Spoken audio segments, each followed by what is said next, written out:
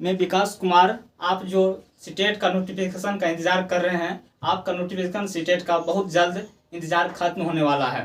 दोस्तों मैं बता दूं, अप्रैल का लास्ट डेट तारीख में जहां तक वीक कह दूं और या मई का फर्स्ट वीक में आपका नोटिफिकेशन आने ही वाले हैं। इसीलिए मैं कहना चाहूँगा, आप अपने आप को संभालते रहिए, जगाते रहिए, मुस्कुराते रहिए, अपने हुनर को निखारते रहिए। कहा जाता है कि बचपन में पेंट और जवानी में जिम्मेदारी सबको संभालना पड़ता है। इसीलिए मैं कह दूं कि आप सीटेट का अगर तैयारी कर रहे हैं तो अपने आप को लगल रहिए, काहे कि आपकी ये जिम्मेदारी है। सीटेट पर ईयर एक ईयर में 2 बार होता है, एक जुलाई में, एक दिसंबर में। तो इसका अपना जो टाइम है, दो सत्र यानी फर्स्ट बार जुलाई में और अंतिम बार दिसंबर में ये सीटेट होना तय है। ये वीडियो को पूरा आप देखिएगा। मैं सीटेट का पूरा ब्यौरा बताना चाहूँगा, आपका सिलेबस कब सीटेट क्या हर एक चीज़ में बताना चाहूँगा। इस वीडियो में आप ये वीडियो को पूरा देखिएगा, ठीक। देखिए, सीटेट का नोटिफिकेशन की जहाँ तक बात है तो मैं आपको बता ही दिया कि अप्रैल का लास्ट वीक या मई का फर्स्ट वीक में आपको सीटेट का नोटिफिकेशन देखने को मिलेगा, ठीक। उसके बाद फॉर्म कब तक भरा जाएगा, फॉर्म कब भरा जाएगा दोस्तों मैं बता दूं। फॉर्म की जहां तक बात है, अगर मई के फर्स्ट वीक में अगर सीटेट का नोटिफिकेशन आ जाता है या अप्रैल का अंतिम वीक में, तो आपको मई का अगर फर्स्ट वीक में, वैसे अप्रैल की लास्ट वीक में नोटिफिकेशन नहीं के बराबर ही आएगा हमको जैसे लग रहा है, मई के फर्स्ट वीक में आ जाएगा।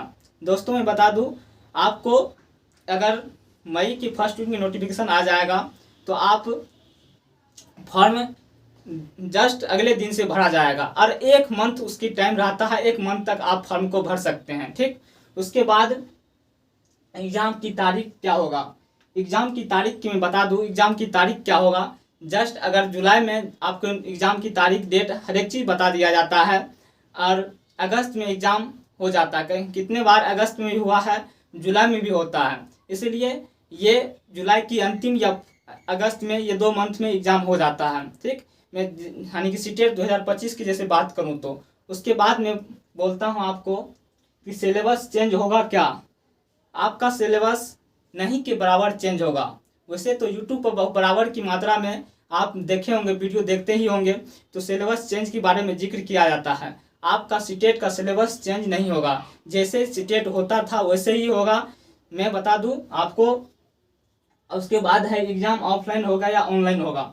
मेरे भाई, सीटेट का एग्ज़ाम एक बार इससे 2 साल पहले एग्ज़ाम ऑनलाइन हुआ था, लेकिन सीटेट के एग्ज़ाम अब जो है ये ऑनलाइन नहीं होता है, ऑफलाइन ही होता है, ठीक। और जैसे चलता था इससे पहले हुआ है वैसे ही सीटेट का एग्ज़ाम होगा।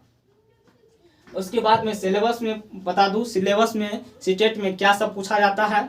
ये वीडियो को लास्ट तक देखिएगा। आपको अगर अच्छा लगे जरूर वीडियो को लाइक कीजिएगा, सब्सक्राइब भी चैनल को कर लीजिएगा, कमेंट भी कीजिएगा अगला वीडियो में किस तरह का बनाऊं। क्या है कि इस चैनल के माध्यम से आपको साइंस एनसीईआरटी को पढ़ाया जाएगा और आपको पीडीएफ भी दिया जाएगा, ठीक। आप कमेंट जरूर कीजिएगा और चैनल को सब्सक्राइब कर लीजिएगा। जैसे आपकी सिलेबस की मैं बात करूँ क्या क्या पूछा जाता है, क्या है कि बहुत सारे नए विद्यार्थी भी मेरे वीडियो को देखेंगे, इसीलिए मैं आपकी पूरा डिटेल सीडीपी और क्या क्या पूछा जाता है उसके बारे में कर देता हूँ। देखिए,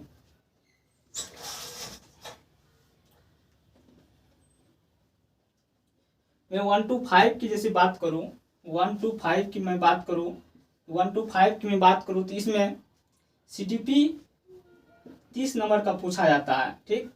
उसके बाद इतिहास की मैं बात करूं तो 30 नंबर का इतिहास पूछा जाता है मेरे भाई, ठीक। उसके बाद हिंदी प्लस संस्कृत की बात करूं, तो ये 60 नंबर का पूछा जाएगा, ठीक। उसके बाद में बात करूं, सीडीपी हो गया 30-30-60 हो गया, 60-120 हो गया। उसके बाद आपको पूछा जाएगा, इसके बाद आपको हिंदी संस्कृत 60 नंबर का 60-120 हो गया। उसके बाद आपको 6 to 8 की मैं जैसे बात करूँ तो 6 to 8 में आपको पूछा जाएगा CDP 60 नंबर का। उसके बाद आपका अगर साइंस है आपका तो साइंस आपको पूछा जाएगा 30 नंबर का। मैथ पूछा जाएगा आपको 30 नंबर का। उसके बाद हिंदी और प्लस संस्कृत पूछा जाएगा 60 नंबर का। इसमें भी मैथ पूछा जाएगा आपको 30 नंबर का। दोस्तों मैं बता दूं, आपको अगर 1 to 5 की तैयारी करना है तो CTP में 30 नंबर पूछा जाएगा, CDP मैथ 30 नंबर पूछा जाएगा, हिंदी संस्कृत की बात करूँ तो 60 नंबर का पूछा जाएगा, EVS 30 नंबर का पूछा जाएगा। टोटल नंबर आपको 150 नंबर का क्वेश्चन पूछा जाएगा, जिसमें आप सभी को 82 नंबर पर पास है OBC। और SC ST की मैं बात करूँ, SC और ST की मैं बात करूँ ये 75 पर पास है। वैसे विकलांग भी 75 पे ही पास है, ठीक। उसके बाद 6 to 8 की मैं बात करूँ तो 6 to 8 में आपको CDP वही सेम सिलेबस है। इसमें सब्जेक्ट पूछा जाता है 60 नंबर का। इसमें सब्जेक्ट की जगह पे EVS 30 नंबर का पूछा जाता है मेरे भाई। मैं 6 to 8 की जैसे बात करता हूँ मैथ साइंस का मैं बात करता हूँ तो मैथ साइंस में आपको CDP 30 नंबर का पूछा जाएगा, साइंस 30 नंबर का पूछा जाएगा, मैथ 30 नंबर का पूछा जाएगा, हिंदी संस्कृत में आपको 60 नंबर का पूछा जाएगा। ये भी 150 नंबर का पूछा जाता है। और मैं सोशल साइंस की बात करूं तो ये इसमें सोशल साइंस की मैं जैसे बात करूं, सोशल साइंस में मैथ और साइंस की जगह जो 60 नंबर का पूछा जाता है उसमें SST 60 नंबर का पूछा जाता है, ठीक। सोशल साइंस में SST 60 नंबर का पूछा जाता है। CDP की बात करूं तो 30 नंबर का पूछा जाता है। हिंदी प्लस संस्कृत की मैं बात करूं ये 60 नंबर का पूछा जाता है, हिंदी संस्कृत 60 नंबर पूछा जाता है। इसे 60 120 30 150 नंबर का क्वेश्चन पूछा जाता है मेरे भाई। ये वीडियो अगर आपको अच्छा लगा होगा जरूर चैनल को सब्सक्राइब कीजिएगा, शेयर भी कीजिएगा और कमेंट भी कीजिएगा। काहे कि इस चैनल के माध्यम से आपको SST की जो PDF है NCERT की निचोड़ आपको दिया जाएगा और मैथ साइंस भी पढ़ा जाएगा, ठीक। उसके बाद साइंस भी आपको पढ़ा जाएगा। यहीं पर अपना वाणी को विराम देता हूँ। जय हिंद।